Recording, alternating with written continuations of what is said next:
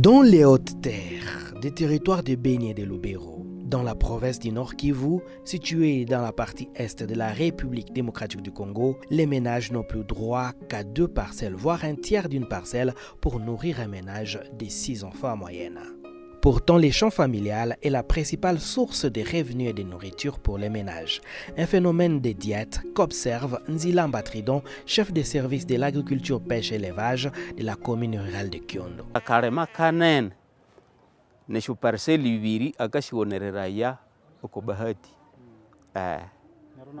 neryo mapato akalebisho parcelle ibiri neri niaka imitsuka kandiresha gabagaba ahakindahera muri ni buhoti muri kindahera hitunguru neryo helu habya heke na hetsungu neryo wasungeni aberahera irenga edemi parcelle iyabya mu milimu parcelle iyabya mu milimu ibiri naye ndi yabya mu indi milimu ibiri mbali akapimere riwatembeno anamalemo kwihina heria.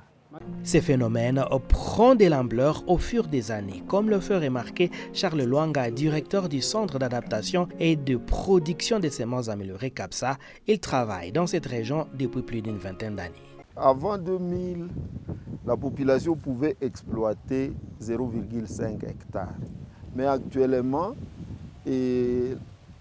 la superficie à cultiver par ménage a sensiblement diminué, de façon que un ménage d'au moins 5 ou 8 personnes n'exploite plus 0,5. C'est-à-dire, elle se contente désormais de petites superficies, une parcelle qui est de 6 arts ou au maximum 12 arts. Ces défis agricoles et démographiques dans cette région est objet d'études depuis longtemps.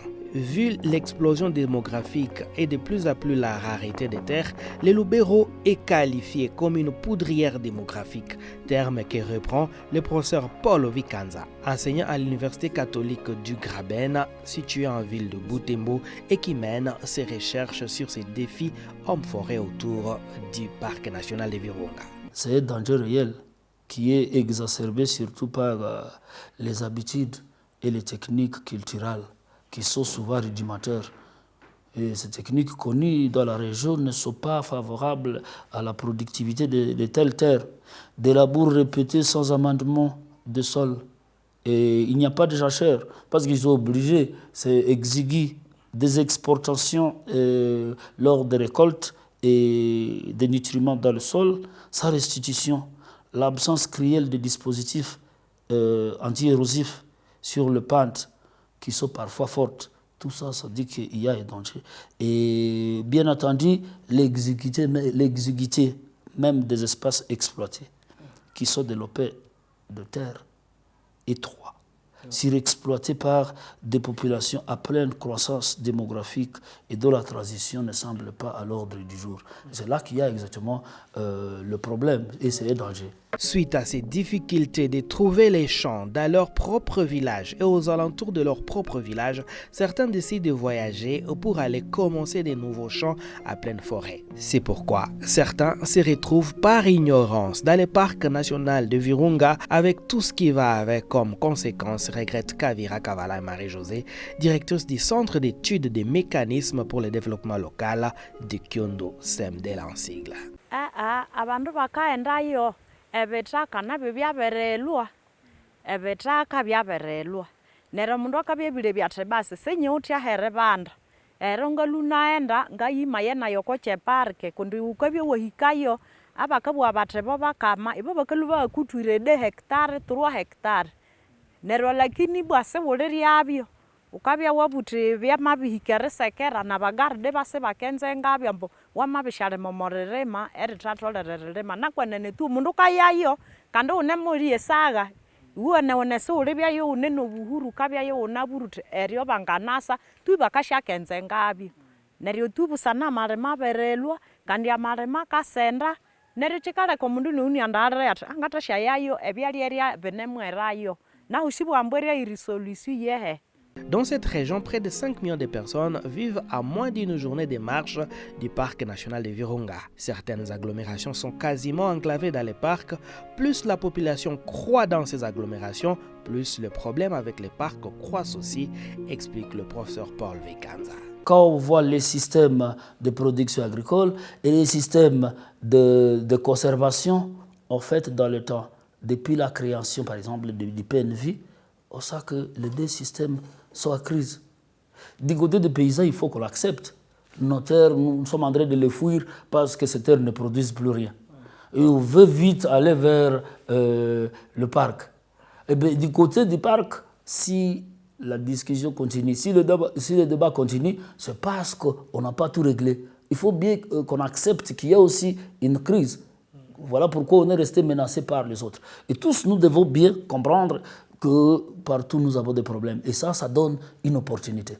L'opportunité, c'est de dire, à partir de ce conflit, qu'est-ce que nous devons prendre? Oui, moi, je sais que le conflit peut bien constituer le moteur maintenant du développement. Le fait que nous sommes en conflit, nous sommes obligés de nous remettre sur table. Qu'est-ce qui ne va pas chez nous? Ah oui, c'est là que je propose au niveau des institutions ce qu'ils doivent se faire et ce qu'ils peuvent faire, ce qu'ils peuvent réaliser du côté de la population. Nous avons des opportunités partout. Je vois ça et je me dis, quand les populations vont constater que la conservation est en train aussi de contribuer à notre développement. Ouais. Les occasions ne manquent pas, comme par exemple la construction des barrages pour l'hydroélectricité qui alimente bien les populations. En conséquence, d'autres courageux décident d'aller défricher de nouvelles forêts vierges. Il s'agit d'aller commencer un nouveau champ dans une région très éloignée des villages, seul dans la forêt. C'est le chemin qu'est pris Paluku Musunzu Evari en 1992, fuyant les conflits familiaux dans les territoires de Lubero. Il partit pour les périphéries de la cité de Oicha, chef-lieu du territoire de Beni.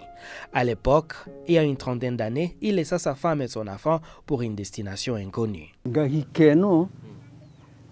Ene sana nerisake shombanza shoko wetu eshere lwira marema make nero marema ina manalevi inga namanandara nuna sheke uta nameya omundu nyangana tokerisa laganda eshachi kwamire nariwa mkanone kalema ka sokolo kanone kalema ka somlere na kanone kalema kanda woma bitu kamaisha wawo maisha.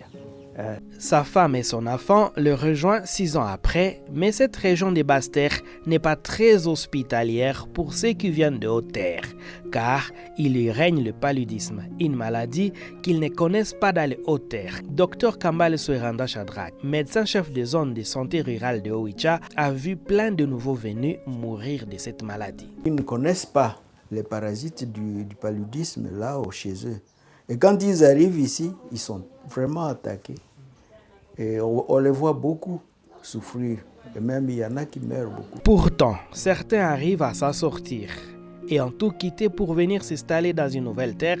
Quelques années après, en rentrant dans leur village d'origine, certains ont des signes montrant une nette amélioration de la vie, explique Nzilamba Tridon.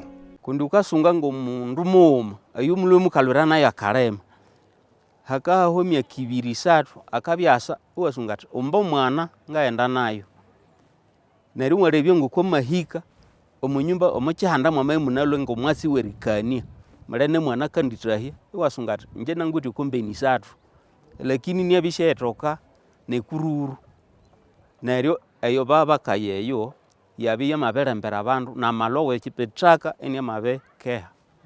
Mais cette prospérité n'a été que de courte durée suite à l'insécurité.